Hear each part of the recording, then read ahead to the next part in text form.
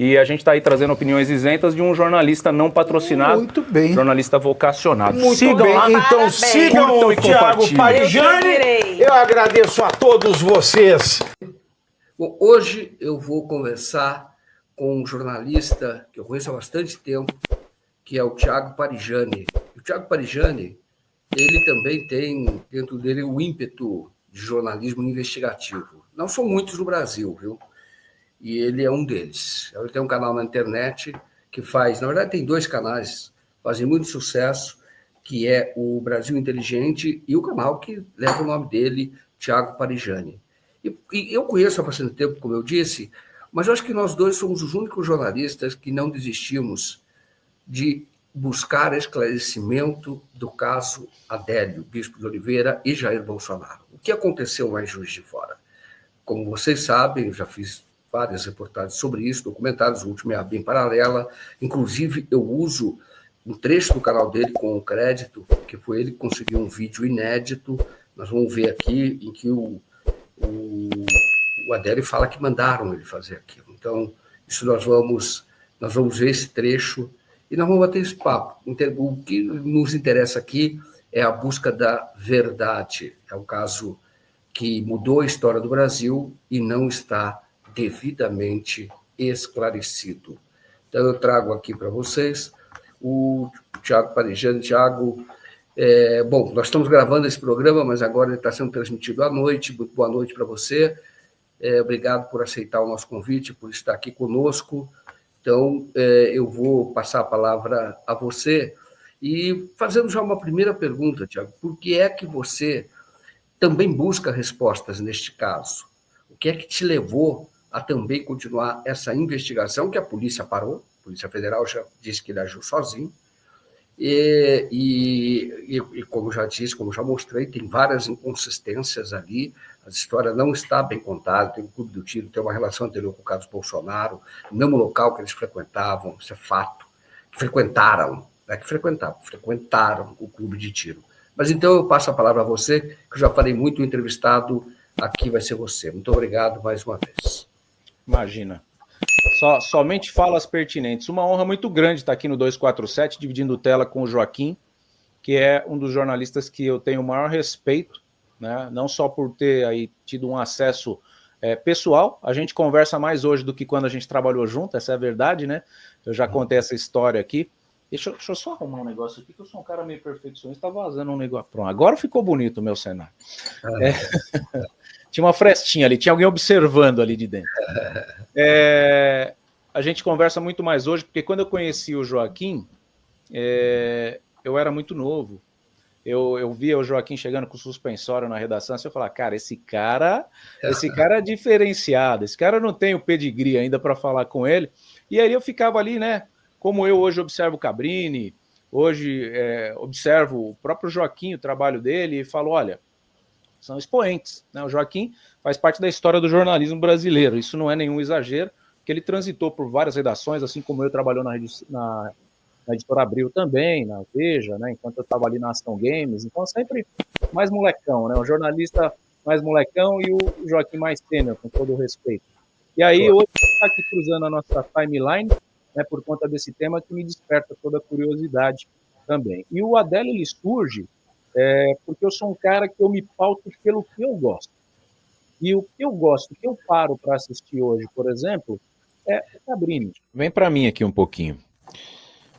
Tudo bem, pessoal? Aqui quem está falando é o Thiago Parijani, eu sou jornalista, né, um dos jornalistas que mais foi a fundo na tentativa de descobrir as respostas, né, que ninguém tem para esse caso Adélio Bispo, ocorrido aí na fatídica cidade de Juiz de Fora, Minas Gerais, no dia 6 de setembro de 2018. Então, o que eu peço para você, se assim como eu, você é indignado com essa situação, acredita que a gente não tem a resposta definitiva, é uma resposta que muda, né, o panorama político do nosso país, onde uma direita ficava ali escondida, e quando o Bolsonaro ascende nas pesquisas e é eleito em 2018, posterior a esse ocorrido, a gente consegue entender que tem uma outra possibilidade para o nosso país. E se assim como eu, você entende que o Adélio não agiu sozinho, né, e isso quem está falando não é uma situação hipotética, e sim baseado num vídeo, né, que a gente teve com exclusividade aqui no canal, de uma, né, uma fonte, né, que eu guardo aqui, me resguardo do meu sigilo de fonte jornalístico, mas um vídeo exclusivo, que depois repercutiu até em canais de esquerda, onde Adélio Bispo, posteriormente à facada, diz que fez porque mandaram, né? Ele fez isso porque mandaram. Ali é o cabo Clenis que protegeu ele e automaticamente também prendeu o Adélio Bispo posterior à facada. Então o que você tem que fazer? Engaja esse vídeo aqui, tá? Aqui você tem respostas, coisas que a grande mídia não trouxe para você. Então ajude o jornalismo independente a frutificar aqui no YouTube. Como que você faz isso? Deixa o seu gostei, se inscreva no canal, faça seu comentário e compartilhe o canal. Tá? O mais importante, o ganchinho do compartilhamento aí. Apresente esse conteúdo, a gente está beirando aí 100 mil inscritos nesse canal, que é um canal não patrocinado por político algum, e a gente quer sim saber se teve o mandante, quem foi o mandante, e por que ninguém deixa o Adélio Bispo ser entrevistado. Vamos continuar acompanhando. Né? E aí, quando eu vi que o Cabrini foi barrado, né, para uma entrevista com o Adélio, lá na época do SBT, eu falei, opa, né, independentemente de lado político aqui, porque a gente quer uma verdade para o Brasil, né? Todos nós somos brasileiros, então, se você é esquerda ou direita, para mim não importa. O que importa é saber o que de fato aconteceu. O Joaquim levantou a lebre do fakeada, né? Todo mundo fica louco vendo a barriga do Bolsonaro cortada em 4 ali. Aí o Joaquim levantou a hipótese dele já ter tido um problema recorrente baseado lá na fala do culto, e procede, né? Levanta a lebre de que usaram a camisa com sangue como obra de marketing, procede, né? Porém, eu acredito que a facada existiu sim, não tinha como encenar uma situação tão grandiosa daquela ali, e eles não tinham nem verba para poder contratar tanta gente para fazer uma situação manipulada ali. Porém, o que não foi essa pergunta, né? Eu já entrei em outra seara. O que me despertou interesse foi isso. Eu perguntei para mim um dia, eu falei, o que eu pararia para assistir hoje? O canal estava parado ali, estava sem pauta, era um canal focado para aposentado e pensionista, e eu jornalisticamente preso num nicho, porque quando você vem para o YouTube, você escolhe um nicho, você não pode fazer um canal, o 247, ser de jornalismo para o público esquerda, e de repente você começa a pôr receita de bolo. Não vai dar certo. Você tem que manter o seu foco no seu nicho. Tá? E eu cheguei no meu canal e falei, hoje eu vou falar do caso Adélio para aposentado. E o canal tinha lá 30 mil pessoas. Quando eu fiz o caso Adélio, o primeiro vídeo deu 1 milhão de visualizações. Aí eu falei, opa, ou eu errei de nicho, vou ter que mudar, ou os aposentados estão muito interessados nisso aqui também. E aí eu fui atrás do documentário do próprio Joaquim, fiz uma reação ao documentário onde ele leva lá a irmã do Adélio. Ele foi o jornalista que mais perto chegou do Adélio Bispo, que está lá no Mato Grosso do Sul, encarcerado, protegido, e teve uma matéria essa semana que a gente vai até poder pôr aqui, que é do Metrópolis, que ele está falando para os carcereiros, né? São as pessoas que estão lá para entrevistar ele. E ele está falando que ele não é louco, né? E ele se recusa a ter o tratamento. Então, o motivo que me despertou, né, ir atrás dessa resposta aí, como o Joaquim já estava, e quando eu me deparei com o Joaquim, eu falei, opa, não sou o único, né? Me senti acolhido na pauta do 247. Falei, opa, independentemente do viés político, ele também quer a verdade. Né? Claro. A gente não rasga o nosso diploma por escolher um lado político. A gente quer a verdade. E se a verdade for ferir a direita, que fira. E que se for ferir a esquerda, que fira também. Nós queremos saber o que levou o Adélio a querer enfiar uma faca num candidato à presidência. Isso é o que a gente quer saber. E ninguém deixa vir a resposta. Essa matéria do Metrópolis, Joaquim, não sei se a gente tem alçada para pôr aqui no 247. Ela fala até a data de soltura. Você deve ter acompanhado, obviamente.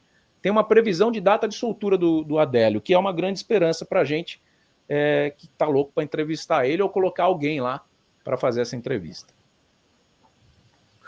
Na verdade, essa data ela é muito subjetiva, né?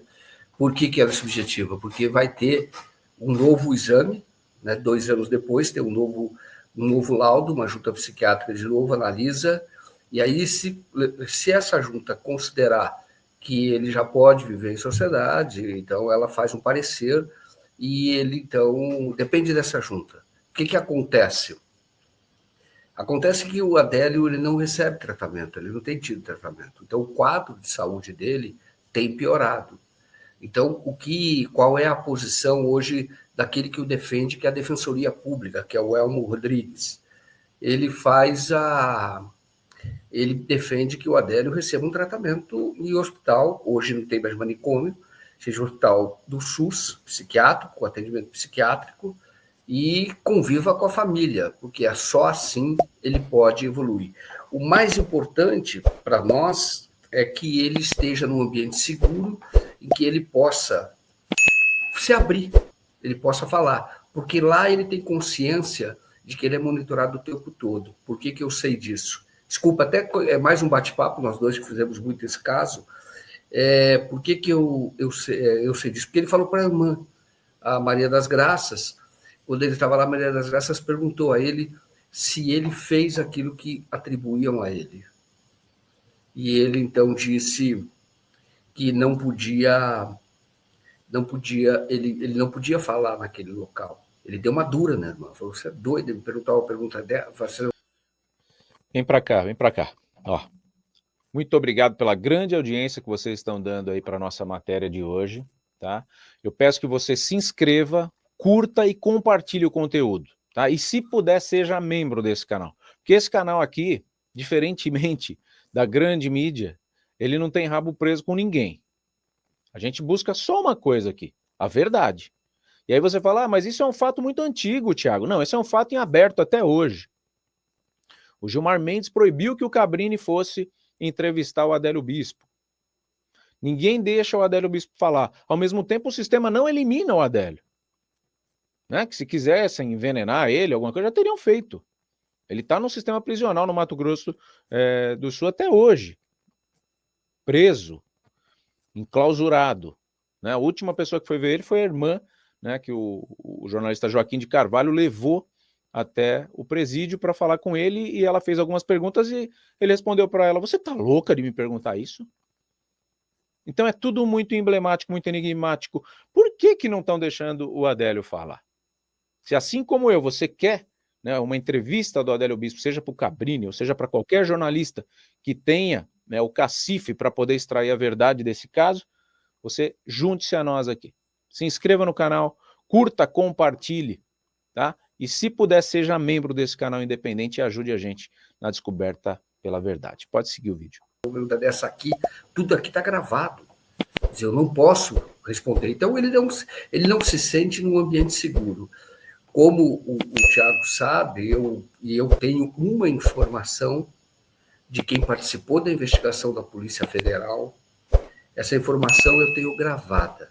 Só que essa gravação eu só uso se essa pessoa desmentir. Eu tenho gravado essa informação, que investigou. E ele diz assim, que a hipótese que ele não investigou do autoatentado, só estou falando isso pelo que ele disse, do autoatentado, ela é plausível, porém, isso não foi investigado. Então, é a única novidade que eu tenho em relação... Então, aí derrubaria a teoria de que foi uma facada falsa. Teria sido uma facada encomendada pelo próprio esfaqueado. Exatamente. Essa é a ideia. Qual é uma hipótese que reforça, Thiago? Qual a hipótese que reforça? Teve um vídeo na internet, daquele canal True or Not, né? E aquele vídeo mostra que a primeira cicatriz da facada é uma cicatriz leve, tá? É uma cicatriz, não é superficial, mas ela é leve. E aí isso é mostrado pelo Macedo no programa da Record.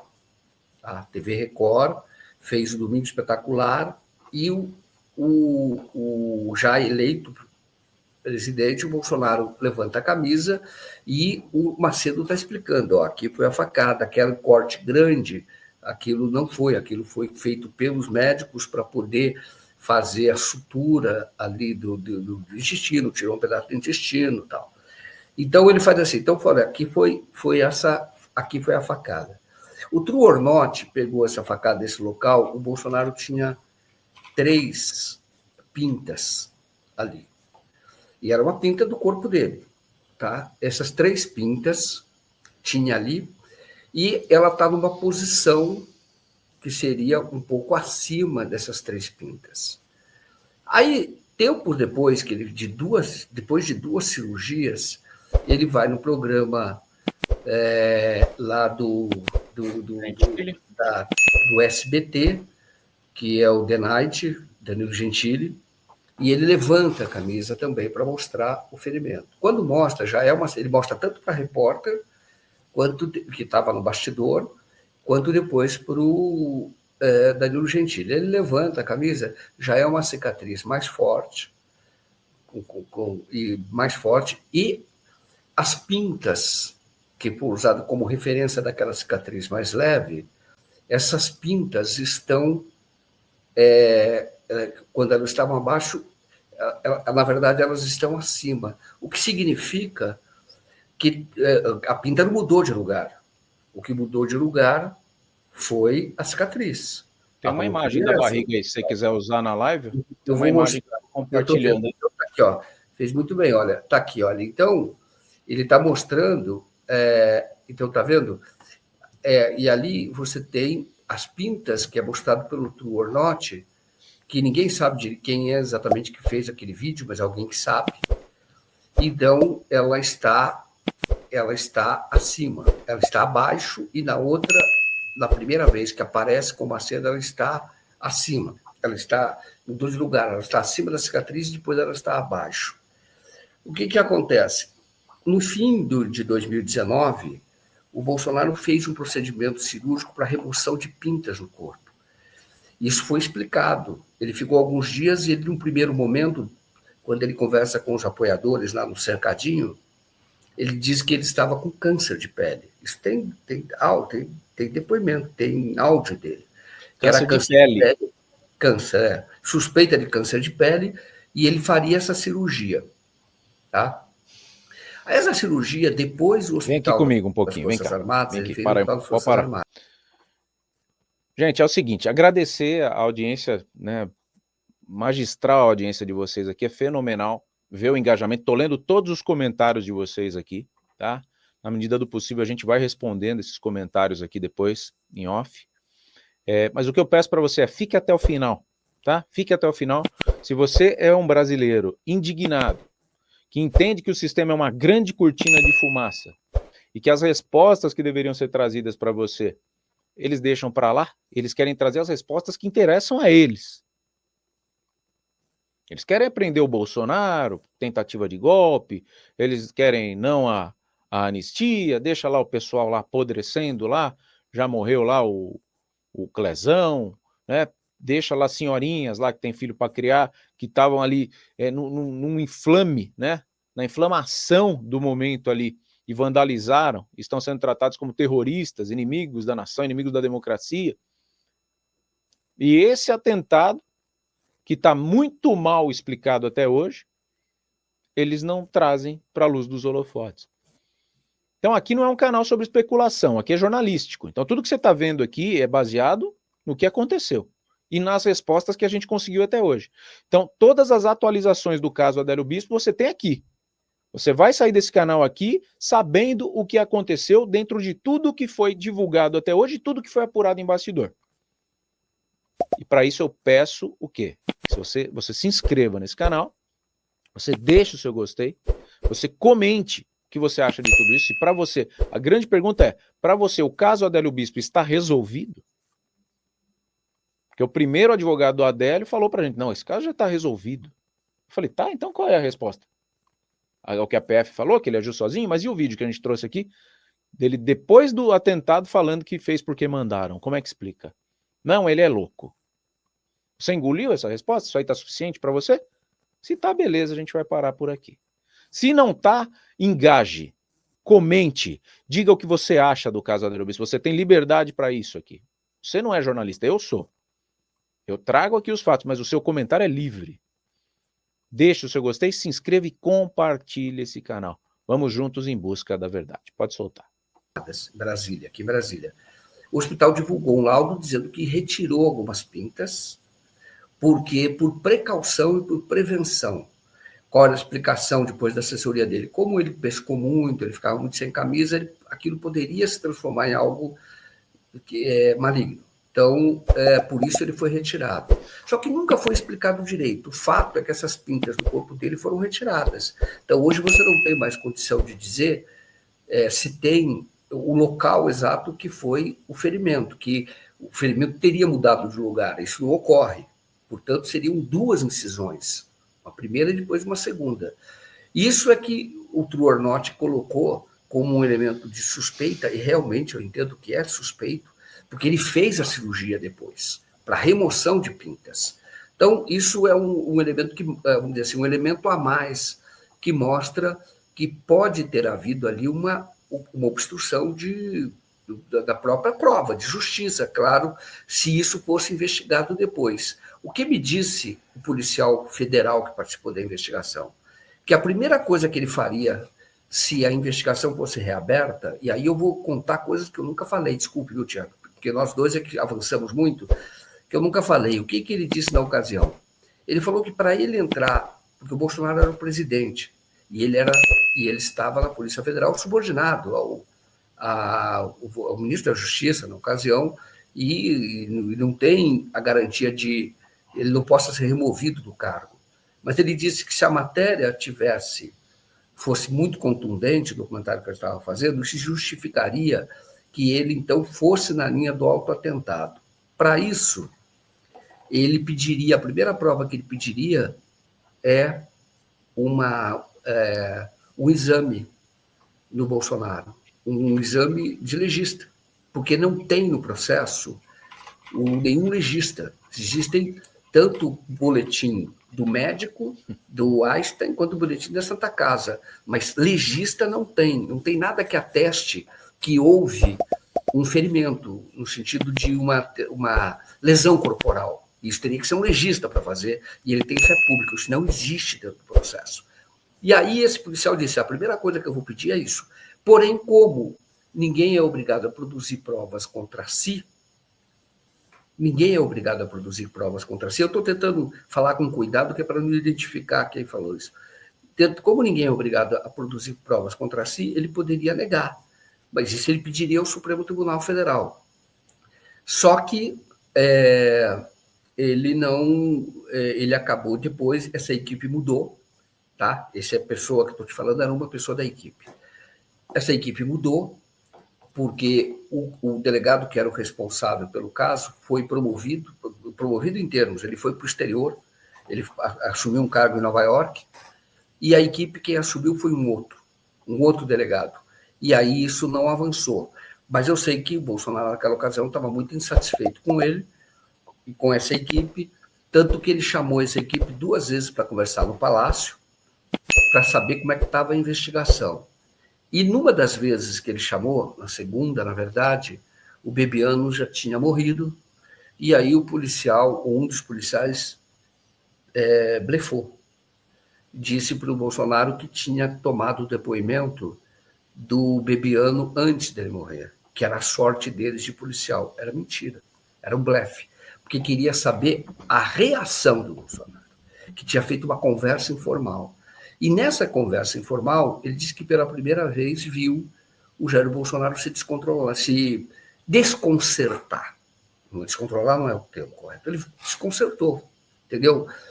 Porém, quando eu conversei com o filho do Bebiano, que estava com o Bebiano quando o Bebiano morreu, e conversava muito com o Bebiano, o filho acha que o Bebiano nunca falou para ele que não houve a facada. Foi isso, ou que a facada houve, mas que teria sido uma facada, um autoatentado, uma facada encomendada. Então, desculpe, até falei muito, mas só para pontuar, eu quero voltar a você, passar isso para você, e mostrar, claro que você não vai revelar a sua fonte, eu queria mostrar o vídeo que você colocou com uma imagem inédita do Adélio, que eu considero esse vídeo extremamente importante. É um furo jornalístico de grande qualidade, tá? E aí eu posso colocar aí, se você quiser complementar o que eu acabei de falar, tudo bem, mas depois eu vou colocar, vou perguntar para você sobre isso. Pode, a gente tem tempo. Então, o que eu pego como verdade para mim nesse caso? Porque aqui, apesar de termos 2 jornalistas na tela, ninguém é dono da verdade absoluta aqui, a gente está apurando. A gente está na fase de apuração. Obviamente que o nosso golaço, acho que o nosso legado aqui até jornalístico, passa por essa pauta. De falar assim, olha, assim como o Joaquim está me elogiando aqui, e para mim um elogio do jornalista do calibre dele vale muito, o nosso grande elogio é saber a verdade, descobrir. Eu fico feliz em estar colaborando com isso aí. Eu acho que faz parte da história política do Brasil, antes da facada, pós-facada. Porque o Bolsonaro ele tinha uma certa popularidade, ele estava liderando as eleições, mas depois da facada ele disparou. Então, tem argumento para a esquerda falar que foi uma ideia maluca de uma pessoa se automutilar, né? E tem o argumento de falar assim, olha, vocês são loucos, porque não dava para saber. Eu tenho a teoria do que deveria ter acontecido ali, e o próprio Kleines, que foi quem protegeu o Adélio, ele fala para o Joaquim, o problema é que eu apareci. Porque na minha concepção, o que era para ter acontecido lá no dia 6 de setembro de 2018, Juiz de Fora, era para o Adélio morrer depois da facada, tá? E era para o Bolsonaro ter morrido também. E aconteceu que nenhum e nem outro morreu, né? Já passei para o Joaquim essa teoria, né, na live, então não é nenhuma novidade para ele. E aí aparece o Kleines, que protege. Então, quando eu vi o Joaquim indo atrás da irmã do Adélio, eu falei, eu não vou repetir pauta, eu não vou lá importunar a mulher que você vê que é uma pessoa humilde, sofrida, né? Eu apurei junto a pessoas que moram lá em Montes Claros, de que tem até dificuldade de passar na rua, a família tem medo de falar do Adélio lá, não sei qual que é o problema, e eu falei, eu não vou por esse caminho não, né? E aí eu tive algumas portas abertas, também não vou abrir o meu sigilo de fonte aqui, e passei algumas coisas para o Joaquim, e aqui em off a gente sabe bem de onde veio a situação, mas não é o caso, acho que o importante é vocês saberem da verdade, independentemente de onde veio, e de que é verdade, a gente apura antes de colocar na tela. E aí eu fui atrás dos contatos do Kleines, né? E com os contatos do Kleines a gente chegou a esse vídeo, que inclusive, Joaquim, para minha surpresa essa semana, a Mafê, que é minha diretora no canal Brasil Inteligente, ela me trouxe alguns vídeos de um canal do YouTube do Kleines, que está ativo, né? O Kleines não quer falar mais hoje em dia, acho que ele não vê vantagem em falar em relação a esse caso, mesmo porque ele já foi muito prejudicado na carreira dele, e por isso a gente respeita também, não vamos ficar espremendo, né, tubo de pasta de dente que não quer sair a pasta mais, não é a nossa função, a gente está aqui para proteger e até dar tela para ele, né? Foi o que aconteceu, por exemplo, com o Gritzbach. Então a gente falou, o Cabrini matou o Gritzbach. Não, o Gritzbach já estava na reta, né? Ele usou o Cabrini para se proteger. Então é o que a gente faz aqui também. Se quer vir, ótimo. Se não quiser, não tem problema, né? Não vamos expor ninguém, nem colocar ninguém em risco. Mas o caminho que eu segui foi esse. E quando eu cheguei nesse caminho, eu me deparei com esse vídeo que o Kleines tinha mostrado, com uma qualidade péssima, né, numa live dele, o som horrível também. Isso tem no YouTube, você pode procurar que você vai achar o canal dele, tá ativo. E aí, essa pessoa me mandou o vídeo com qualidade boa. Você vai falar, a qualidade tá uma porcaria. Pô, foi filmado num momento de tensão total, logo após a facada, a prisão do Adélio ter sido feita ali. O próprio Kleines é quem faz a filmagem. E o Joaquim teve esse trabalho aí com a equipe do 247 de legendar, que deixou o material melhor.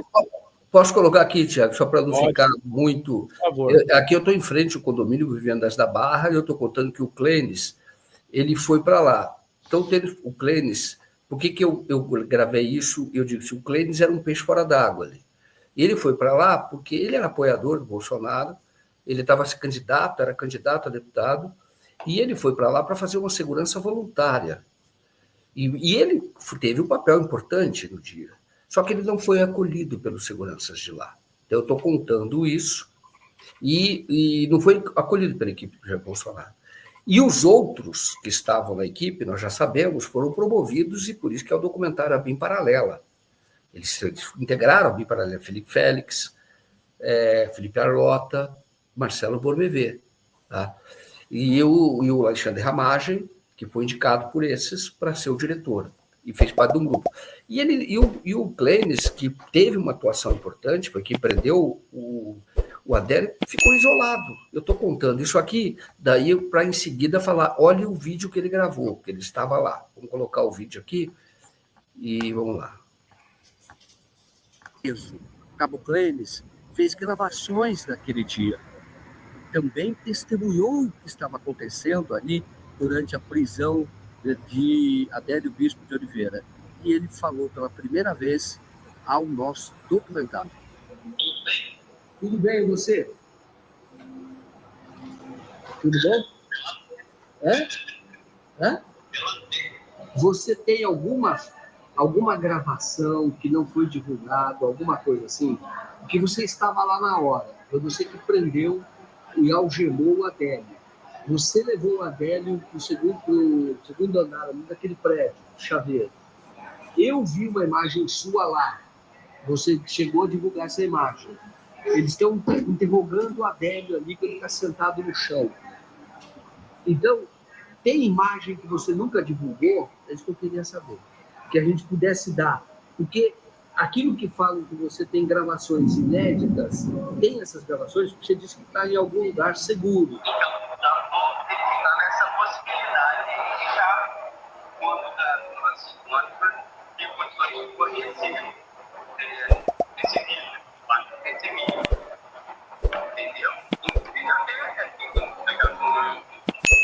Entendeu? Não, só tem ideia. Eu quero discussão que fala, você tem que falar, você que você vai fazer isso. Por isso, perigo.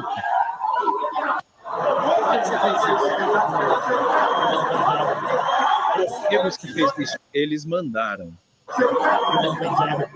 Eles mandaram.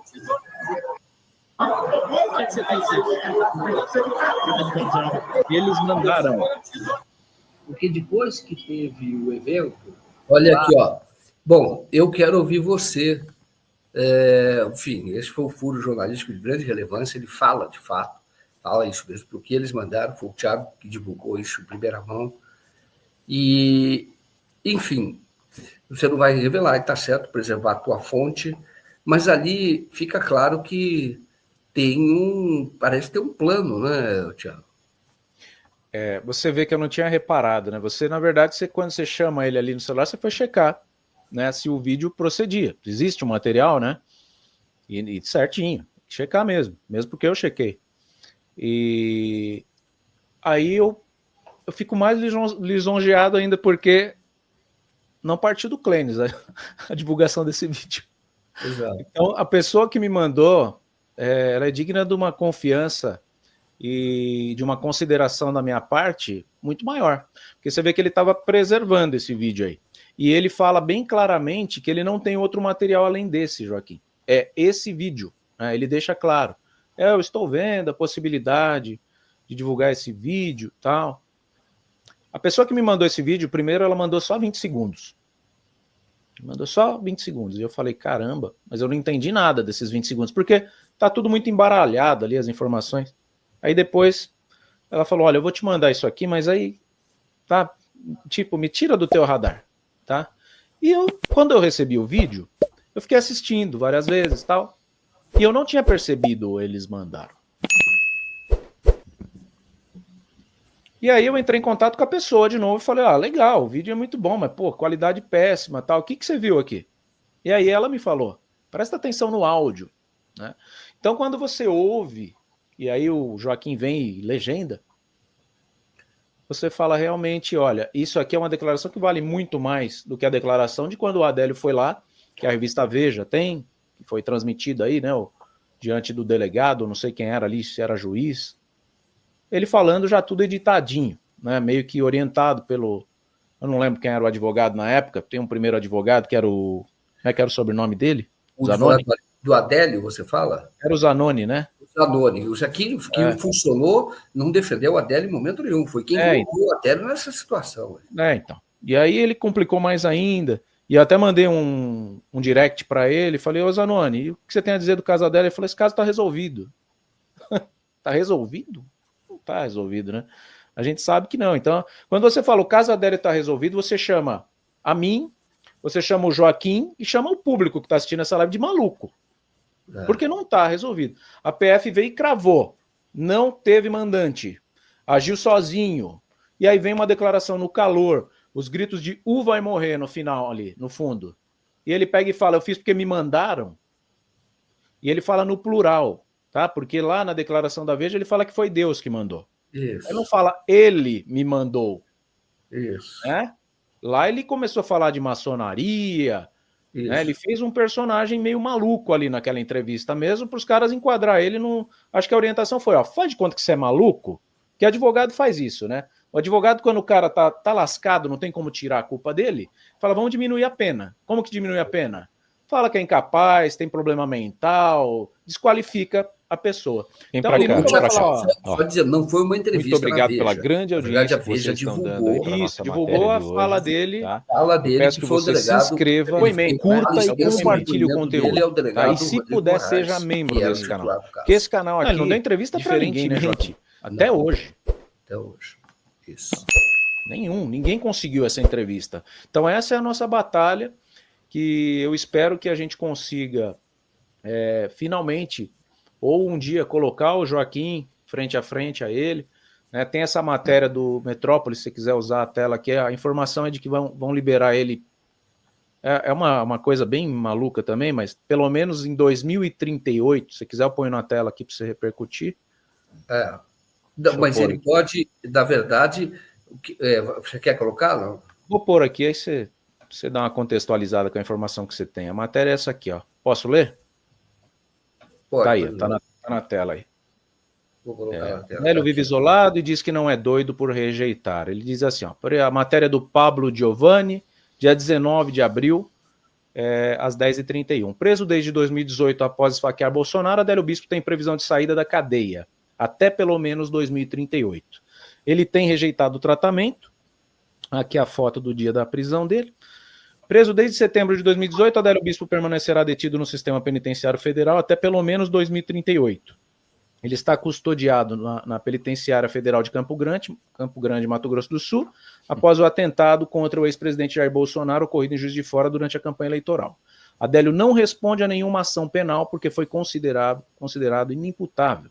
Com isso, foi absolvido das acusações criminais, mas cumpriria até então internação por tempo indeterminado. Com a nova medida judicial, ele passa a ter uma previsão de saída quando completar 60 anos. Por isso que eles estão prevendo aí o 2038. A pena deve ser contabilizada na execução penal. Atualmente ele tem 46 anos. Apesar disso, o processo que trata da execução da pena de Adélio é marcado por inconsistências. No Sistema Eletrônico de Execução Unificado, o SEEU, não há registro da pena já cumprida por ele, constando apenas como tempo indeterminado. Um relatório anexado ao processo aponta que oficialmente nenhum dia foi contabilizado como efetivamente cumprido no sistema prisional. Ou seja, ele está num looping, né, preso num looping que não é decrescente. Adélio ocupa uma cela de 6 metros quadrados e, segundo apurou o Metrópolis, porque para alguém ele falou isso, né, com agentes da penitenciária, ele tem recusado até banhos de sol. Ele também apresenta resistência ao tratamento médico, recusando-se a tomar os remédios prescritos para o transtorno delirante persistente. Os agentes relataram sob reserva que ele tem afirmado, não sou doido, justificando a recusa à medicação. Ele soube de forma indireta das cirurgias atuais feitas aí pelo Bolsonaro em decorrência da facada. E aí eles seguem com outro resumo aqui, sim, a gente termina de ler, mas acho que já dá para o Joaquim embasar o que ele sabe, né? Tiago, só uma questão colocada que é a seguinte, para colocar, é porque a jurisprudência diz que ele cumpre, o Adélio, na verdade, não tem pena, o Adélio foi absolvido impropriamente, esse é o termo jurídico. Por quê? Porque houve um diagnóstico feito pelo advogado dele. O primeiro diagnóstico que o advogado dele contratou o psiquiatra, pagou o psiquiatra e apresentou um laudo para o juiz, lá do Juiz de Fora, para dizer, olha, o Adélio é inimputável, isto é, você não pode condená-lo por um crime, ele tem que ser absolvido impropriamente. Embora ele tenha feito, ele não respondia por seus atos. Essa é a tese. Isso é que é a figura jurídica. Então, apresentou os anônimos, pagou do bolso para fazer isso. Aí o juiz mandou fazer uma outra perícia, com um perito nomeado por ele. O juiz contou isso para mim. Falou, eu não posso aceitar isso, também é demais, né? O próprio advogado vai lá e coloca, e por conta disso eu absolvo. Então, nomeou 3 psiquiatras que fizeram, então, o exame no Adélio e que fizeram um segundo laudo que confirma que o próprio advogado tinha feito. E aí, considerado inimputável, aí é outra coisa estranha. O caso se encerra na primeira instância, Por que se encerra? Porque não houve recurso do Ministério Público. O Ministério Público chegou a aventar que ele era semi-inimputável. Não houve recurso do Ministério Público, não houve recurso do assistente de acusação, que era contratado pelo Jair Bolsonaro. Não houve recurso, aceitou essa decisão. E o Zanoni foi ele quem colocou o cliente nessa situação. Por isso é que ele disse para a irmã, o Zanoni me trancou aqui e jogou a chave fora. E nunca mais veio me visitar. Nunca mais atendeu a mim. Então, é o que ele disse, eu só vou sair daqui morto. E quando eu falo 2038, é porque, pela jurisprudência, mesmo que você cumpra a medida de segurança, você não pode ficar acima da pena máxima. No caso dele, por tentativa de homicídio, seria 20 anos. Agora, você tem o caso, por exemplo, do maníaco do parque, que continua preso. Então, isso pode ser renovado depois, se houver uma decisão de que ele não tem condição de viver em sociedade. Agora, de qualquer forma, o juiz, quando fez a primeira junta, deu 3 anos. Falou, olha, ele vai ficar pelo menos 3 anos. Daqui 3 anos, uma nova junta faz o exame. Isso acabou demorando mais de 3 anos, mas era 3 anos, faz uma nova exame. Se ele tiver condição, ele sai. Essa junta disse que não, que ele tinha que continuar, porque o quadro de saúde dele tinha piorado. E agora, esse último, de novo a junta fez, e o prazo do juiz foi que daqui 2 anos depois, ele seria reavaliado. E aí ele vai ser reavaliado. De qualquer forma, ele não melhorou. Então, o que acontece? Okay, ele melhorou, ele não melhorou. De qualquer forma, ele vai... ele deve continuar, a menos que seja resolvido uma figura jurídica, uma questão jurídica, uma controvérsia jurídica, um conflito jurídico. Qual é o conflito? O juiz federal da 5ª Vara de Campo Grande, que é responsável pela execução penal, agora é uma coisa também inconstitucional, inconsistente, ilegal, porque o Adélio não está em execução penal porque ele não tem condenação. É que não arrumaram outro lugar para ele ficar e ele ficou lá num presídio de segurança máxima. Houve um questionamento lá atrás dizendo que ele não pode ficar, ele é doente. Aí isso subiu para o tribunal, etc. Ele foi parar no Supremo Tribunal Federal. E o Supremo, por decisão, relatoria do Cássio Nunes Marques, disse o seguinte, não, o presídio de segurança máxima de Campo Grande tem condição, sim, de oferecer tratamento. Só que os laudos dizem que não tem tratamento. Então, é uma decisão inconstitucional. Agora, de novo, o Cássio Nunes tomou essa decisão, mas ela foi referendada por unanimidade com votos do Gilmar Mendes, com o voto do Lewandowski, que era, na época, da segunda turma. Eles eram da segunda turma, que é onde o caso está. Então, foi referendado. Mas o Adélio, veja bem, de novo, isso é uma flagrante ilegalidade. Por quê? Porque dizem o seguinte, não existe, o governo de Minas, que é o Zema, diz assim, não existe lugar para colocar o Adélio para ele ser tratado. Aí, o Ministério da Justiça, na época o DEPEN, disse, não, ele continua lá no presídio. Aí houve uma decisão, qual é? Houve um recurso da Defensoria Pública, falou, não, mas ele não pode ficar, ele tem que ser tratado. Isso foi parado no STJ, foi parado no Supremo Tribunal Federal. Existe jurisprudência do STJ que diz, olha, se não tiver vaga em hospital, a pessoa tem que ter tratamento ambulatorial. Isto é, ele vai para casa. Porque você não pode dar a medida mais gravosa. Você tem que dar a menos gravosa se o Estado não tiver condição de oferecer. Só que ninguém toma essa decisão. Que era assim, não é que toma. O juiz lá de Campo Grande falou, não, ele tem que sair daqui, ele não pode ficar aqui em presídio de segurança máxima. Aí ele iria para um hospital. Aí o Elmo Rodrigues, que é o defensor, já estava em contato com Minas Gerais, que é a cidade dele, ele tem que ficar perto da família, e para arrumar uma vaga para ele ficar internado num hospital do SUS, com visita na família, etc. O que acontece? O governo de Minas disse que não tem condição dele ser atendido num hospital do SUS. Aí, o juiz, lá de Juiz de Fora, aí estabeleceu-se um conflito de competência, que já não é o Bruno, o primeiro Savino, que é o que está lá agora, disse, Não, ele não vai ir para cá. Ele vai continuar em Campo Grande, vai continuar no Presídio de Segurança Máxima. E aí, essa decisão foi um conflito de competência, 2 juízes tomando decisões contrárias, e aí isso subiu para o Tribunal Regional Federal, da região lá de Minas, TRF3, e fez o seguinte, que tomou a decisão, olha, realmente prevalece a decisão de juiz de fora, o Adélio, portanto, continua em isolamento. Mas é um flagrante, viu, Tiago? Desculpa, é uma flagrante ilegalidade. Só para dizer. Agora, o que está dizendo o Metrópolis não, de qualquer forma, em 2038 ele vai para a rua, porque não pode ficar mais. Só que isso é relativo. Sim. Ele já deveria ter ido para a rua, porque, Tiago, se ele tivesse sido denunciado por tentativa de homicídio, ele enfrentaria um júri. Ele enfrentando o júri, ele já estava na rua há muito tempo. Desculpa, devolvo a palavra a você. Eu tenho várias perguntas para te trazer em relação a isso aí. Por exemplo, a questão da Câmara, né? Quem que colocou o nome do Adélio no dia da facada lá na Câmara? Porque a gente teve uma entrevista recente da Michele Bolsonaro, inclusive está aí na tela no recorte, se você quiser a gente pontua o ponto onde ela traz isso, que ela atribui, ela não fala o nome, né? Mas ela atribui a um deputado a colocação do nome do Adélio na Câmara Municipal. Colocar isso? Eu não sei se é bem esse trecho. Vamos ver se eu consigo achar ele aqui, que isso aqui não estava no meu script. Tá. Se não for essa parte, é outra. Mas essa é a entrevista. Vamos colocar. Mas eu acho aqui. Que está sendo muito bom isso aqui. A gente vai esclarecendo ponto a ponto. É um bate-papo aqui, né, com um colega jornalista que eu disse tem credibilidade e tem a mesma verve que eu diria que eu tenho, que é de investigação, em vários casos. Depois eu vou até falar. Ele tem um canal, como ele diz. Pode falar, Joaquim.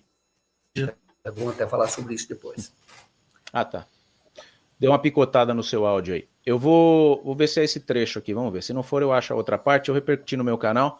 É uma entrevista que a Michele deu ao Alexandre Garcia e ele pergunta do caso Adélio. Surpreendentemente, acho que não estava na pauta dele. E eu falei, opa, parece que tinha que assistir essa entrevista aqui hoje. Vamos ver. Fiquei sabendo que estava tudo ok, que ele tinha levado os pontos, que para mim tinha sido algo superficial.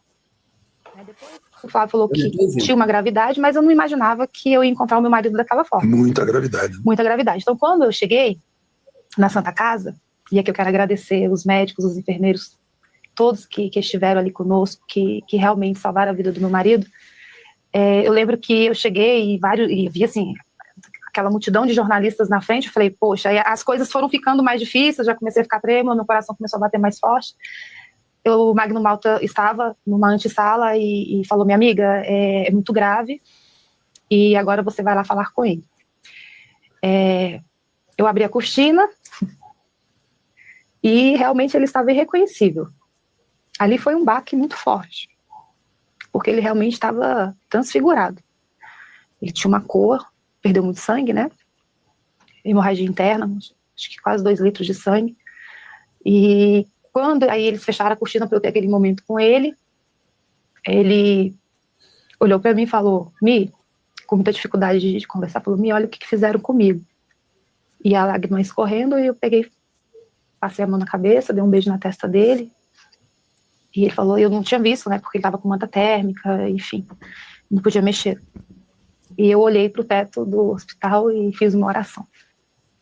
Falei para Deus, Senhor, eu sei que não caiu um fio da nossa cabeça e nenhuma folha da árvore sem o consentimento. O Thiago, naquele momento... Vou falar. Você tem o que ele fala, o que ele está dizendo, porque aqui a gente vai contestar também, pelo que te digo o seguinte, quem estava com ela quando soube da facada, quando ela soube da facada, tem várias versões que ela coloca, tá? Aquele jornalista, o André, não é jornalista, ele é humorista, que era do Jovem Pan, que é filho do... o André Marinho. O André Marinho.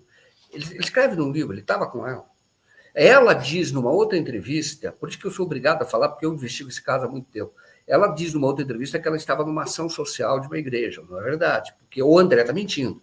Porque o André fala o seguinte, eu estava com ela naquele dia, na casa dele, que era o comitê deles que ficava na casa dele, E aí, quando soube, ela pediu, ele achou a reação dela extremamente estranha, porque ela pediu o seguinte, falou, André, você imita a voz do meu marido como se meu marido estivesse falando comigo? Ele achou aquilo bizarro, mas ele fez isso. Então, depois ele da imita... Depois da facada? Exatamente, quando ela soube, tá? Então, ela não tinha ido para lá, então ela soube duas reações que eram estranhas. A dela, que ela ficou tranquila, ainda pediu para um humorista imitar a voz do marido. Quem quiser, veja o livro do Paulo Marinho, que ele está contando essa história, tá? Do André Marinho, perdão. E aí, o outro foi o Flávio, que o Flávio deu uma entrevista e falou, isto não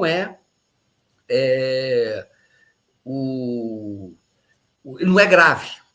Como se ele soubesse que não era grave, uma facada que sempre canal, é grave. que é um canal não então ele falou, não é grave. Por político algum, o que e a gente quer aumenta a saber de que eles imaginavam se teve que o mandante, quem foi o mandante. E por que ninguém deixa o Adélio Bispo ser entrevistado. Vamos continuar acompanhando. Pode ter dado errado, vamos chamar assim, mas eu não quero avançar do que eu acho.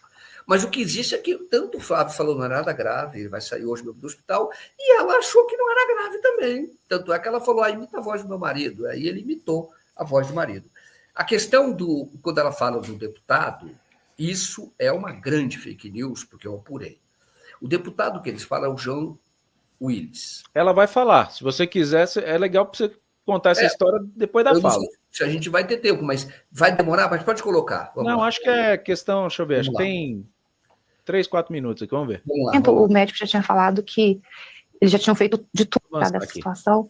Você tem que se entregar. E eu me entreguei, falei, Senhor, ele está nas tuas mãos. E eu tive uma força que eu não sei te explicar. Eu fui anestesiada. No outro dia, aí os meus alguns enteados estavam ali. No outro dia, eu voltei para o Rio de Janeiro para acertar a minha casa. A minha tia chegou de viagem para cuidar da Laurinha. A Laurinha era criança, a gente não falou para ela. Eu tinha minha filha também pré-adolescente, a Letícia, e ela também estava estudando. Então eu tive que organizar a minha casa para poder voltar e ficar com ele no hospital. Então eu fiquei com uma mochila nas costas por 20 dias dentro do hospital, ao lado dele. Eu vi todo o sofrimento dele, toda a dificuldade, um guerreiro, ele lutando para viver. E em todo tempo eu vi a mão de Deus sobre a vida dele. Então eu tive um entendimento de que abaixo dos céus, tudo que acontece é permissão do Senhor, né? E os médicos falando que foi um milagre poder ter pegado uma veia, foi isso, mais 2 milímetros pegava aqui. E assim, aí você ia vendo e fala, meu Deus, glória a Deus por isso, glória a Deus. E foi um milagre, foi um milagre. E o mais lindo, assim, eu tive lapso de memória, algumas coisas eu não me recordo, porque foi muito tumultuado, época de eleição.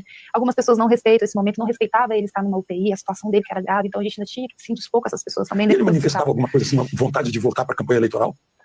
Não, mas ele atendia as pessoas. E esse foi o problema, porque os médicos proibiam a subida. E ele queria ali, com muita dificuldade, na cama, ele queria fazer campanha para o candidato dele, se eu conhecer ele. Né? E ele é muito forte, o médico falou, olha, se você tivesse tido um passado de bebidas, de tabagismo, você não teria resistido. Se tivesse num lugar distante de um hospital também, bom como a Santa Casa, né? Isso. Agora, todo mundo, inclusive eu fico me interrogando por que algo tão evidente quanto o Adélio Bispo foi preso lá em flagrante. Foi preso. Né? E naquele dia, 6 de setembro, estava o nome dele como se estivesse visitando um gabinete de deputado na Câmara dos Exatamente. Deputados. E o senhor sabe... A senhora já trabalhou na Câmara dos Deputados. Como é possível que não se identifique quem autorizou a entrada do falso Adélio Bispo como álibi? Mas tem. Tem? Tem nas redes sociais. Ele visitou um gabinete. É um gabinete de algum deputado que foi embora, renunciou e depois voltou? Sim. Então é o mesmo que eu imagino ser. Que gosta de cuspir. Anterior ao, quer dizer, do partido a que pertencia o Adélio Bispo. Mas será que tem mais gente envolvida? Ele não é um lobo solitário. Tá. Então é esse o trecho que eu queria trazer para você. O Thiago está inventando coisa aí, está trazendo... Foi muito bom, foi muito bom, sabe por quê? Nós estamos fazendo aqui um react, né? Deixa eu dizer uma coisa para você. Nesse caso, vamos lá. Quando surgiu essa história, isso está no processo. Eu vi os depoimentos. Tá? Então, isso está no processo do Adélio, que eu peço sob sigilo, nós tivemos acesso. O que acontece? Quando surgiu, é outra coisa suspeita. Quando surgiu a história do Adélio, identificaram o Adélio, imediatamente, identificado o Adélio, já tinha o CPF do Adélio, surgiu um jornalista que é de direita, claramente, não esconde ninguém, que chama Cacau Menezes, de Florianópolis. Trabalhava no grupo RBS. ele tinha uma coluna que ele coloca a coluna dizendo: o Adélio esteve aqui. Mas logo depois, minutos depois, esteve aqui em Florianópolis e participou, inclusive, da manifestação Fora Temer.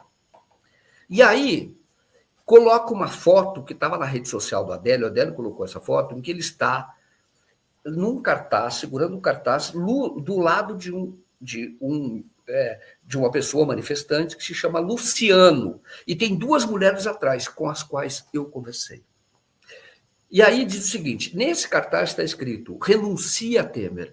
E aí ficou a história que é a seguinte: não, está vendo que o Adélio era de esquerda? Que ele participou do Fora Temer. Vamos lá. Aquela manifestação não era de esquerda. Luciano é o Luciano Mergulhador. Quem é de Porto Florianópolis conhece o Luciano Mergulhador. Luciano Mergulhador, ele fez todas as manifestações pelo que eu chamo de golpe, pelo impeachment da Dilma, todos. Então, ele conhecia o Eduardo Bolsonaro, tem imagem. Eu entrevistei o Luciano Mergulhador para aquele vem para cá. Ó, que é o fakeado. Muito obrigado pela grande audiência que vocês não era de esquerda, nunca foi. De hoje. E tá? foi, inclusive, peço que você se inscreva, curta e compartilhe o conteúdo. Tá? E se puder, seja membro desse canal. Porque esse canal aqui, diferentemente da grande mídia, ele não tem rabo preso com ninguém. Estava confuso, o áudio. A gente busca só uma coisa aqui, a ruim. Verdade. E aí você fala, mas isso é um fato muito antigo, Thiago. Não, esse é um fato em aberto até hoje. Do Luciano. O Gilmar Mendes proibiu que o Cabrini fosse entrevistar o Adélio Bispo. Logo depois que saiu Ninguém deixa o Adélio Bispo falar. Ao mesmo tempo, o sistema não elimina o Adélio. 2 policiais legislativos. Né? Que se quisessem envenenar ele, já teriam feito. Bolsonaro era deputado. Ele está no sistema prisional no Mato Grosso do Sul até hoje. 2 deputados legislativos. Preso. Vão até. Clausurado. A última pessoa que foi ver ele foi a irmã, né, que o jornalista Joaquim de Carvalho. E aí fazia o seguinte: queriam saber se o Adélio, com o CPF, tinha estado na Câmara. Naquela época, para você saber se a pessoa já tinha cadastro, você tinha que simular uma nova entrada.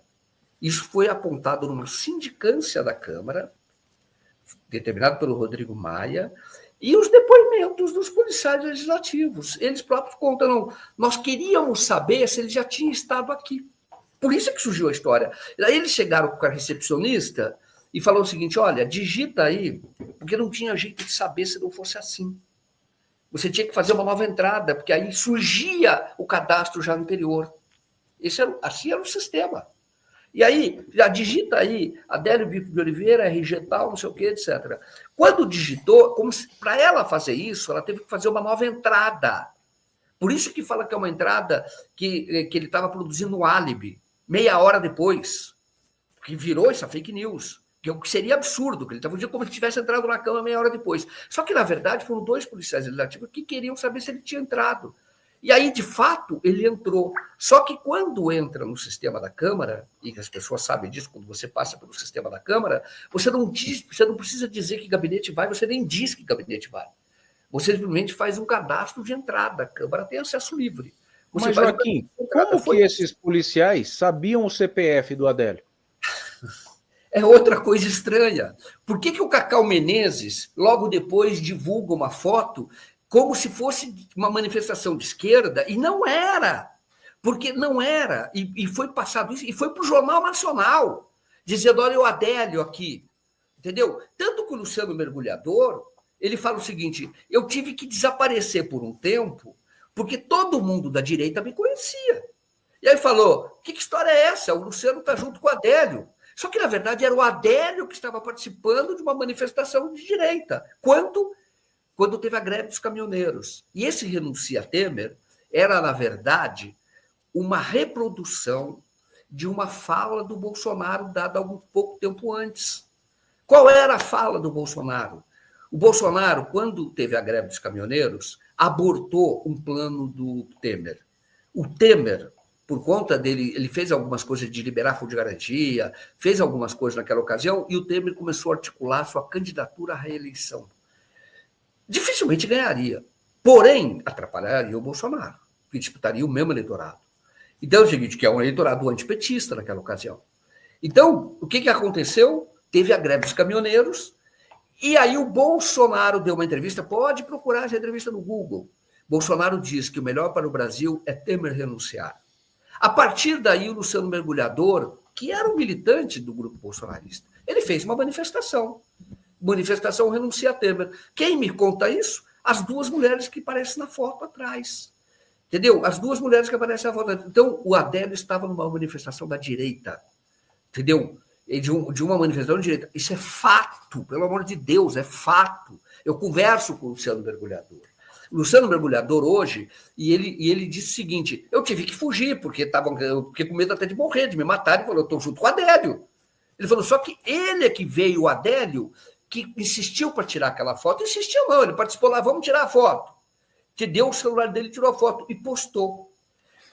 Ô, Tiago, isso reforça, na verdade, uma hipótese que foi aventada por um cara que fez o estudo da rede social do Adélio, de que a rede social do Adélio não era ele que fazia. Tanto que ele conta que a rede social dele teve modificações depois da prisão do Adélio. Não era ele que fazia, tanto que tinha fotos trabalhadas, fotos de banco de dados. E uma das manifestações do Adélio foi atacando o Renan Calheiros, porque o Renan Calheiros não colocou em votação no Senado o projeto de lei de redução da maioridade penal, que tinha como um dos autores Jair Bolsonaro. O Adélio faz a primeira ameaça ao Bolsonaro um dia depois do curso de tiro. Ele vai e entra na própria rede social do Bolsonaro e fala: você é valentão? Quero ver você encontrar comigo pessoalmente. 2 meses antes dele ter ido para Juiz de Fora. 2 meses antes. Aí ele começa a entrar na rede social de outras pessoas, de mulher, fala: você é tão bonita, por que você apoia esse escroto, não sei o quê, etc. Ele fala algumas coisas. Só que ele não fazia isso, ele defendia militares cuidando de centros de lazer, era uma proposta bolsonarista, lá atrás. E redução da maioridade penal, um projeto que era do próprio Vem para cá, vem para cá. Desculpa, Tiago, de eu falar muito. Muito obrigado pela grande audiência que vocês estão dando aí para a nossa. É porque você tem argumento, tá? A Michelle que você se inscreva, curta e compartilhe o conteúdo. Tá? E se puder, seja membro desse canal. Porque esse canal aqui, diferentemente da grande mídia, ele não tem rabo preso com ninguém. Fez essa visita, foi em 2014. A gente busca só uma coisa aqui, aí a verdade. É, por que o e aí você fala: mas isso é um fato muito antigo, Tiago. Não, esse é um fato em aberto até hoje. Era uma manifestação fora Dilma. O Gilmar Mendes proibiu que o Cabrini fosse entrevistar o Adélio Bispo. O sobrinho do Adélio. Ninguém deixa o Adélio Bispo falar. Ao mesmo tempo, o sistema não elimina o Adélio. Eu fui se com ele para a igreja envenenar ele, alguma coisa já teriam feito. E as bandeiras está no sistema prisional no Mato Grosso. Ele defendia, sim, até hoje para trabalhadores, etc. Preso. Mas ele defendia os militares clausurado. Da política, ele defendia a redução da maioridade penal. Essa entrevista eu fiz. Então, quando eu falo para você, eu não posso avançar, porque eu não tenho um elemento para falar com ele, foi e ela armação. Fez algumas perguntas mas que eu digo para você que é inconsistente E aí você diz o seguinte: as pessoas podem falar, a quem interessava tudo aquilo? Quem ganhou com o ataque a Bolsonaro? O próprio Bolsonaro. Porque disputou ele, porque ganhou a eleição. E o próprio Bolsonaro diz, num churrasco que ele fez, tem um militar da Marinha que está fazendo um churrasco, ele chega com uma faca desse tamanho brincando. Ele fala: se eu te der uma facada aqui, eu te elejo presidente da ONU. Entendeu? Ele diz isso. Isso também ele tinha essas brincadeiras infelizes aí. Isso até custou o governo dele, na minha opinião. Eu acho que a oratória do Bolsonaro hoje ela é muito mais alinhada do que na época dele estar ocupando a presidência. Ele pagou um preço muito caro pela língua. Só 2 coisas nesse depoimento que você me traz, né? A questão do Adélio ser de direita. De fato, ali no depoimento que a Veja publicou, ele fala: o PSDB é melhor que o PT. Então, assim como toda a direita opositora ao PT acreditava que para tirar o PT tinha que ser o Alckmin, né? E aí, quando a gente vê o Alckmin hoje aliado ao Lula, a gente fala: não, acho que não era bem assim. Então, ele traz essa informação de que ele preferia o PSDB ao PT, porém, no mesmo depoimento, ele fala que o que instigou ele a querer esfaquear o Bolsonaro foi a questão de uma fala que ele falou que ia municiar os fazendeiros com armas, né, para reagir contra os invasores de terra. Então, você vê uma incongruência, né, de raciocínio aí. Ao mesmo tempo que ele é contra o PT, ele é favorável a uma pauta de esquerda, ele é contrário a uma pauta ele é favorável, né, a uma pauta de esquerda, que é o movimento dos sem terras. E fica muito louco mesmo. É uma questão muito emblemático. E eu adoro essa bagunça. Assim como eu acho que o Joaquim adora. Por isso que a gente está aqui discutindo e debatendo em busca de respostas, né? Então a gente desafia também a nossa audiência, se você tem uma informação, se você sabe de alguma coisa que não seja uma fake news, traga para a gente, coloque à luz dos holofotes, vamos tentar chegar a uma resposta. Porque muita gente chega no canal, assiste o vídeo e reclama. Vocês falam, não tem resposta nenhuma. Gente, a gente não é a polícia, né? Nós somos o quarto poder.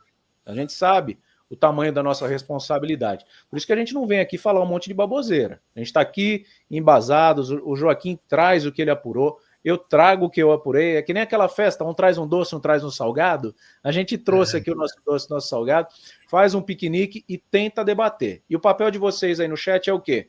É colocar a sua opinião, né? É compartilhar essa live, porque a resposta só vai vir da boca do Adélio Bispo, na minha opinião. E da mesma forma que eu vejo o sistema blindando o Adélio Bispo, eu vejo um sistema que não quer eliminar o Adélio Bispo. Porque se quisesse já teria feito. Ele está preso há muito tempo, né? Tá aí o Bolsonaro falando que se ele for preso em 30 dias eliminam ele. E eu não duvido do sistema. Eu não duvido de nada nesse país aqui. Hoje tivemos a bomba do INSS. O meu nicho, a minha especialidade não é o Adélio, é o INSS. E foi afastado o presidente do INSS pela Polícia Federal. Então, aqui eu não duvido de mais nada, né? Um presidente de uma entidade acusado de lesar vulneráveis, né? Idosos, incapazes de voltar ao mercado de trabalho, o que mais falta, Joaquim? O que mais falta nesse país aqui? Não é nada. Tá certo. O Tiago, a gente sabe esse esquema é anterior, como é de 2019, segundo foi apurado, mas que se manteve efetivamente agora com o presidente do INSS. Mas, rapidamente, Tiago, o que significa isso? Como é que desviava o dinheiro para a gente entender isso? Rapidamente, aí eu vou ter que encerrar, porque já estouramos. Deixa eu ver se eu consigo pôr para você aí. Ó. Pode compartilhar essa tela? Isso daqui, para quem tem aposentado, pensionista na família, a gente tem uma prestação de serviço, se o Joaquim puder divulgar depois, a gente tem um atendimento para resolver esse tipo de situação. Você que é aposentado, pensionista, detectou um desconto nesse sentido aqui, ó. Tá vendo? Isso é uma folha de pagamento. Você acompanha isso aqui e vê com naturalidade aí descontos. A cada 10 aposentados que fizeram empréstimos consignados, 8 tem esse tipo de desconto indevido. Ó. Na penúltima linha você está vendo ali, ó, contribuição AMBEC, é o nome da associação. São 39 associações. São 39. Tá?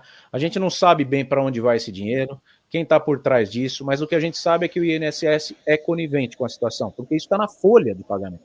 Então não tem como, é a mesma coisa você ser funcionário da Coca-Cola. E aí a Coca-Cola vai lá e aplica um desconto na tua folha de pagamento e fala, eu não sei quem fez isso. Não tem como, né? Então, a partir de hoje, com o afastamento do presidente e as investigações avançando, a gente tende a ter uma resposta.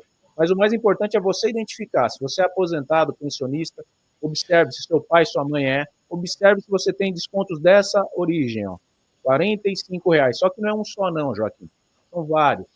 Todo mês tem gente que está pagando isso aí há 5 anos, então tem como recuperar todo o período, tá? Todo o período que foi feito o desconto, independentemente das pessoas aí acusadas de serem presas, o mais importante é esse dinheiro voltar para o bolso do aposentado. E a PF não vai se preocupar em devolver o seu dinheiro. Então, por isso, aí, eu me ofereço para colocar essa prestação de serviço, é gratuito. Ótimo. E como é que faz, Tiago? Qual é o contato que a pessoa deve fazer o aposentado? Pode chamar no WhatsApp, é o 24056600. Eu tenho aqui. Isso é 11? É 11? É DDD 11. DDD 11. Deixa eu ver se eu consigo pôr embaixo do meu nome aqui, que aí se você tiver nesse caso aqui, quiser chamar, pode chamar que a gente vai te encaminhar certinho, sem risco de você ser fraudado. Vou pôr aqui, ó, o WhatsApp 1124056600. É um WhatsApp de telefone fixo mesmo, ele não tem o 9 na frente, tá embaixo do meu nome aí em destaque. Tá ótimo. E a gente ajuda você com isso, né? E que seja apurada a situação. Foi o presidente mais 4 pessoas afastadas. Isso é notícia de hoje, vai repercutir no Jornal Nacional, com certeza, na Globo, já estava na Globo News. É uma bomba do INSS, a previdência que quebra cada ano, o rombo só aumenta, mais de 300 bilhões de reais de rombo, e a gente vendo que tinha raposas aí dentro desse galinheiro. Quanto tempo, quanto foi o total desviado? Não temos o valor de total desviado ainda, mas o rombo da Previdência está em 300 bilhões hoje, né? Ele cresce a cada ano, por isso que está previsto para 2030 ter um crash previdenciário, né? E a Previdência não vai dar conta de pagar mais os aposentados em dia como consegue fazer hoje. E aí, tirando essas raposas do galinheiro, a coisa começa a andar, né? Entendendo? Tem gente que está atribuindo aí pagamento de programas do governo com dinheiro da Previdência, né? Então, não pode fazer assim. Não pode ser o idoso, né, o esteio para poder apoiar o programa do governo. Faz o programa do governo, ele tem que se autossustentar. Não pode tirar da Previdência de gente que contribuiu lá atrás para receber o dinheirinho hoje aí, porque não tem mais condição de voltar ao mercado. Mas houve uma reforma previdenciária e disseram que estava sanado o problema, pelo jeito não teve, não foi sanado. E haverão outras reformas virão, né, Joaquim? Não vai parar nisso, né? A gente sabe que a Previdência não se sustenta porque a pirâmide está se invertendo. Antigamente, a classe trabalhadora era maior aqui embaixo e sustentava uma quantidade de idosos menor aqui em cima. Hoje, a quantidade de quem recebe, né, o benefício é maior do que a quantidade de operário, de trabalhador. O PJ está explodindo. Não sei qual que é o vínculo trabalhista seu aí, mas o PJ tá aí, né? Ninguém mais quer registro em carteira. Então, automaticamente, você acaba contribuindo menos e isso afeta diretamente a Previdência. Tem gente que pensa que recebe o valor da aposentadoria dele hoje porque o governo guardou o dinheirinho dele lá atrás no CDB e paga ele com rendimento. Não, isso não existe, né? Você recebe hoje porque a massa trabalhadora está contribuindo, pagando DARF, né? Está indo lá para Brasília o dinheiro desse cara que trabalha e sustenta. Só que tem menos trabalhadores do que receptores desse dinheiro. Então, ela vai explodir, né? O único déficit do rombo previdenciário foi em 2021, quando a gente teve uma coisa que ninguém divulga, que é o falecimento de uma massa aposentada muito grande por conta da Covid. Foi o único ano que teve um déficit. Não foi governo, Bolsonaro, nem Lula que é o culpado. Foram as mortes da Covid que geraram a baixa do rombo previdenciário em 2022. Que horror! Que horror! Inclusive, teve uma funcionária, teve um quadro que era do governo Bolsonaro mesmo, que dizendo que isso poderia resolver o problema da Previdência, as mortes pela Covid. Isso teve na época um escândalo. Eles não enxergam que se gerar mais emprego formal, né? Pegar o rapaz lá que recebe o Bolsa Família e falar para ele, não vou tirar seu Bolsa Família, tá? Mas tem gente, Joaquim, recebendo Bolsa Família há 10 anos. Né? A pessoa que está 10 anos encostada no benefício, ela não quer mais voltar, ou ela está fazendo bico e burlando o sistema, porque não... Né? Então, o ministro do TCU deu uma declaração hoje falando, olha, vai quebrar, tá? Porque está acontecendo isso. Então, quer dar o benefício? Dá temporário, pô. 2, 3 anos. Se realoca. Tiago, mas honestamente, tem estudos sobre isso. Na verdade, o Bolsa Família, muitos que entraram, a maior parte... ela tem ascensão social. Viu? Eu tive alguns casos, vou até publicar um vídeo de ascensão social, pessoas que não teriam condição de ascensão social. Tem estudo na Espanha que fala sobre isso. Então, na verdade, é uma condição que as pessoas têm, os brasileiros têm, de uma ascensão social. Aqui em Brasília tem um advogado. Quanto tempo essa pessoa teve a ascensão? Não, se não houvesse o Bolsa Família, ele jamais poderia ter estudado. Ele estudou. Então, eu não acho que esse seja o problema. 10 anos recebendo o benefício. Mas eu não acho que esse seja o problema, honestamente, porque o que ocorre é que isso tem estudos mostrando sobre isso. As pessoas, pode ter um ou outro que encoste, mas a maior parte acho que quer trabalhar, honestamente. Sim, e é válido o benefício, a gente não quer... Os estudos mostram... mas o benefício não pode pôr na cabeça da pessoa que ela é um incapaz. Né? E é o que a gente vê. Inclusive a escola, né? Está vinculado à escola. A minha ideia, óbvio que eu não sou governante, mas a minha ideia é assim, vou te dar um Bolsa Família, tá? Tá difícil para o empresário pagar um salário mínimo hoje. Eu sei porque sou empresário. Então vou fazer o seguinte, você recebe 600 do Bolsa Família e você pega o restante com um empresário. Pode ser? Você trabalha lá 2 anos com ele. Se ele não te promover, não for bom, você recua, sai e volta para o benefício aqui, não tem problema, eu te acolho. Mas se você prosperar, a gente corta o seu benefício, vai, né, sustentar aqui o Estado e você vai prosperar, porque ninguém prospera com R$600, Joaquim. Né? A gente não teria conhecido o exterior com R$600 por mês. Então, óbvio que a gente está falando de linha de pobreza, né? Ninguém está comparando, mas o caminho para a prosperidade não é o programa social. O programa social pode ser uma alavanca, concordo com o Joaquim, sim. Mas não para você falar, eu sou um incapaz, eu não tenho condição de ganhar mais do que R$600, né? Eu preciso disso hoje, mas eu não quero isso para a minha vida inteira. Então é assim que a coisa funciona. E aí veio o ministro do TCU falar isso. Ele falou, a gente está dando muito peixe, né, e não está ensinando o povo a pescar. E faz sentido. Tá certo. Mas esse pessoal do TCU é um problema. Viu? Eles vão, às vezes, eles são políticos, na verdade, né? Muitos deles são políticos. Então, eu não levo muito em consideração o que eles dizem mesmo. Mas, de qualquer forma, se não fosse o Bolsa Família, muitos brasileiros não teriam tido ascensão social. Quem diz isso é o próprio estudo, que eu digo, tem o estudo da Academia da Espanha, e tem também casos que eu vi. Eu estou para colocar esse vídeo, vou colocar. Esse vídeo é um advogado, filho de uma empregada doméstica, e ele hoje é dono de uma construtora e um advogado, e ele disse claramente, se não fosse o Bolsa Família, eu reproduziria a história da minha família. O Tiago, quero agradecer você muito por ter estado aqui. Eu acho que, independentemente da posição política, o que te trouxe aqui é o teu compromisso em buscar a verdade. Esse vídeo foi muito importante, que você continue buscando a verdade, porque isso é o que justifica a nossa atividade. A gente tem que ter um compromisso com a verdade factual. Quando eu falei da história do John Willis, etc., porque isso é factual. A gente pode ter posição que for, mas a gente não pode trair o que é verdade, aquilo que a gente apura. E você é uma pessoa que o que apura, publica. Então, muito obrigado mais uma vez, te passo para fazer o encerramento. Não, obrigado, eu que agradeço, e eu trago essas informações para você aqui, não é nem no sentido de afronta ou nem de casca de banana, mesmo porque a gente está caminhando junto nisso aqui.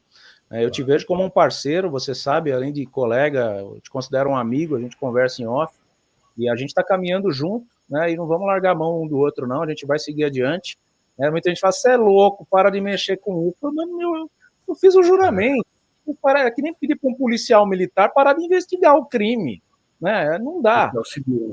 Eu não fiz farmácia, eu não fiz ADM, eu fiz jornalismo, né? E a gente não está aqui para dar problema na vida de ninguém, né? A gente está aqui simplesmente para trazer a verdade, é o cerne principal de todo comunicador, investigativo, como o Joaquim falou, e a gente não vai parar.